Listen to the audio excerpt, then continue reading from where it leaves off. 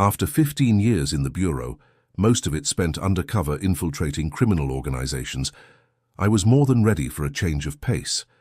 The transfer to the local field office felt like the fresh start I needed. Regular hours, a desk, job, and most importantly, a chance to live something resembling a normal life. When I found the house in Oakwood Heights, it seemed perfect.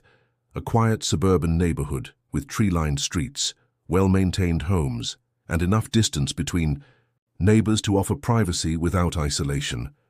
The day I moved in, several neighbors stopped by with welcome baskets and genuine smiles. For someone who'd spent years looking over my shoulder, their warmth was both refreshing and slightly disorienting. Maybe suburban life wouldn't be so bad after all. "You're going to love it here," my next-door neighbor Tom assured me, helping carry a box from my car. "Great schools if you've got kids, practically no crime, and most folks keep to themselves while still being friendly." I nodded appreciatively. Sounds perfect. After the city, I could use some peace and quiet. Tom's expression flickered just slightly. "Well, it's mostly peaceful. Just make sure you read the HOA guidelines. All of them." Something in his tone caught my attention, the slight emphasis, the meaningful look. But before I could ask what he meant, he quickly changed the subject. The first few days passed uneventfully as I settled in. I arranged my sparse furniture, unpacked my even sparser belongings, and started establishing a routine that didn't involve assuming a false identity or reporting to handlers. It felt strange, but good. It wasn't until the fourth day that I noticed her, a woman in her late 50s with perfectly styled blonde hair, wearing pressed khakis and a polo shirt, with what looked like an embroidered neighborhood logo. She was standing at the edge of my property, clipboard in hand, scrutinizing my house with narrowed eyes while making notes. At first, I didn't think much of it. Working for the FBI teaches you not to jump to conclusions. Maybe she was from the local welcome committee or taking a census. But then I noticed her doing the same thing the next day, and the day after that, always at different times, always with that clipboard, always with that disapproving frown. My professional instincts kicked in. I began casually observing her patterns. She would make her rounds through the neighborhood each day, but seemed to linger particularly long at my property. Sometimes she would take photos with her phone, documenting God knows what with the grim determination of someone building a case.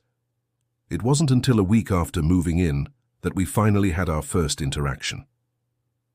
I was washing my bureau-issued sedan in the driveway, an unremarkable black Ford that was deliberately designed to blend in. Nothing flashy, nothing that screamed federal agent.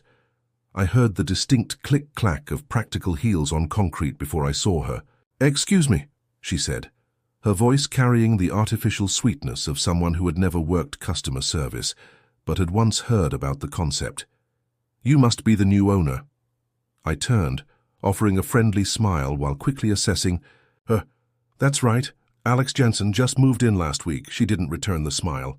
Instead, her eyes flicked from me to the car and back again, like she was connecting dots on an invisible board. "Linda Harrington. I'm the president of the Oakwood Heights Homeowners Association." The way she said president carried the weight of someone announcing they were the supreme commander of Allied forces. She extended her hand and I shook it, noting the firmness of her grip and the coolness of her palm. "Nice to meet you, Linda. Everyone's been very welcoming so far." Her smile tightened. "Yes, well, we pride ourselves on being a community that maintains certain standards. Speaking of which," her eyes drifted pointedly to my car. "I couldn't help but notice your vehicle." I glanced at my sedan. "Is there a problem?"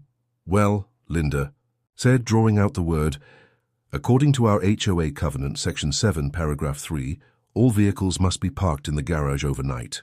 Driveways are for temporary parking only." I raised an eyebrow.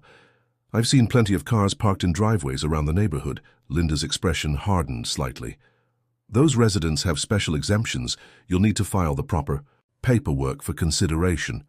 I nodded slowly, keeping my expression neutral despite the alarm bells ringing in my head.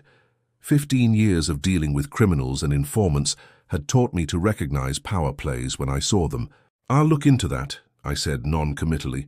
"Is there anything else I should know?" Linda's eyes lit up at the question, as if I'd just invited her to share her favorite subject.